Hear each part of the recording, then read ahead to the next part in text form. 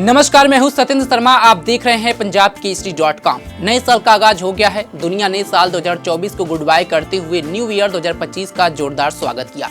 यह जश्न मनाने, अतीत को पीछे छोड़ने, उज्जवल भविष्य की उम्मीद के साथ आगे बढ़ने के साथ लोगों ने नव वर्ष का जमकर स्वागत किया। जहां दुनिया के तमाम देशों में जमकर आतिशबाजी हुई, तो वहीं भारत में भी लोग स्वैग के साथ नए वर्ष का स्वागत किया है। हर कोने में आतिशबाजी भी देखने को मिली, लोग थिरकते हुए नजर आए। तो ही नए साल के अवसर पर मंदिरों में दर्शन करने श्रद्धालुओं की भीड़ देखने को मिली। राम मंदिर हो या महाकाल हो या बाबा विश्वनाथ, मथुरा, वृंदावन, देश के हर मंदिरों में लोगों की भीड़ देखने को मिली।